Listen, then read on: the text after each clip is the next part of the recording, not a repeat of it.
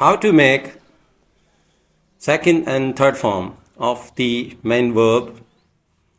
Remember, we are going to learn today the second and third form of the regular verbs. So if you are new at my channel, kindly subscribe it, like it, share it, and don't forget to press the button of bell icon that you can easily get the notification of my every new video. तो आज हम regular verb के second form और third form पढ़ेंगे.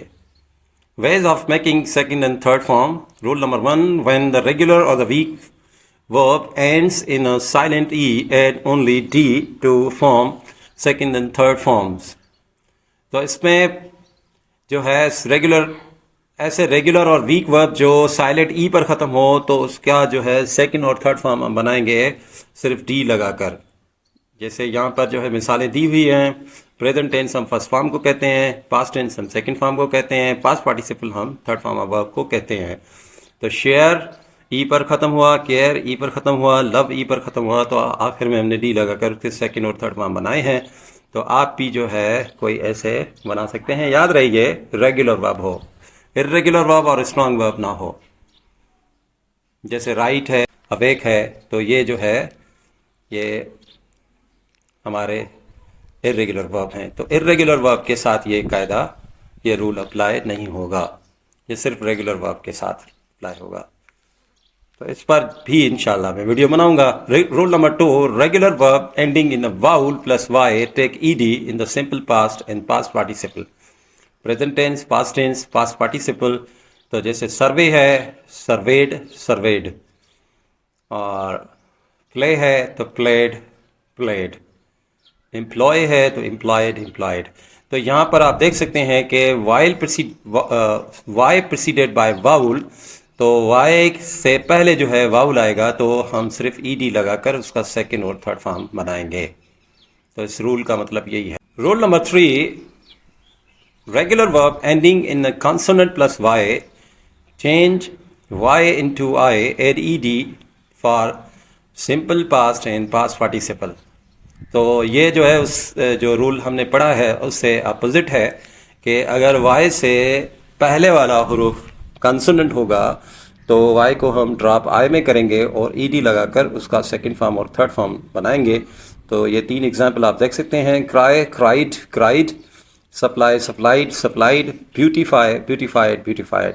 तो मतलब Y से पहले अगर कंसोनेंट आएगा तो वाई को हम आई में तब्दील करेंगे और फिर ईडी लगाकर उसका सेकंड फॉर्म और थर्ड फॉर्म बनाएंगे.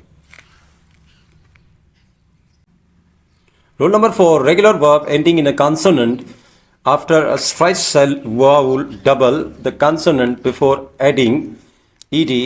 If the vowel is not stressed do not double it. तो ये एक्सेप्शंस भी है. तो एक्सेप्शन का रूल जो है मैंने आगे लिखा हुआ है. अगर ऐसे वर्ब जो रेगुलर वर्ब जो कंसोनेंट पर ख़त्म हो और कंसोनेंट से पहले जो है स्ट्रेस वाउल हो, मतलब वाउल पर वजन आए, जैसे हम प्रोनाउंस करें तो लास्ट सेलेबस पर जो है, लास्ट सेलेबल पर जो है स्ट्रेस फॉल हो, तो हम उसको जो है डबल करेंगे और कंसोनेंट को डबल करके ईडी लगाकर जो है सेकंड फॉर्म और थर्ड फॉर्म बनाएंगे. जैसे स्टॉप, तो पी पर ज़्यादा जोर आ रहा है इसलिए स्टॉप्ड, स्टॉप्ड, इसको ट का साउंड देंगे. स्टॉप्ड, स्टॉप्ड, स्टॉप्ड नहीं पढ़ेंगे. ट्रांसफ़र, तो फर पर ज़्यादा जोर आ रहा है तो ट्रांसफर्ड और ट्रांसफर्ड. तो इस तरह जो है जैसे बैन तो banned, banned. Exception, if stress doesn't fall we do not double the consonant. तो ये जो है रूल एक्सेप्शन तो ऊपर भी मैंने लिखा हुआ था, इस पे है. अगर स्ट्रेस फॉल ना हो तो हम डबल कंसोनेंट नहीं करेंगे. जैसे ग्लिसन, ग्लिसनड, ग्लिसनड, ओपन, ओपनड, ओपनड. तो यहाँ पर पी पर ज़्यादा नहीं आ रहा जोर, ओ पर आ रहा है. Follow, followed, followed. और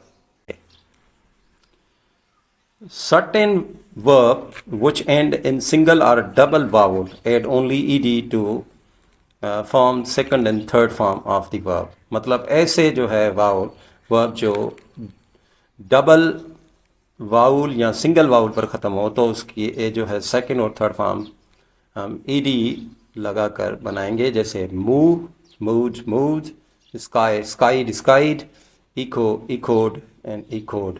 तो मुझे उम्मीद है कि ये रूल्स जो है आपको समझ में आ गए होंगे. Subscribe my channel for more video and keep watching my channel Myza Academy.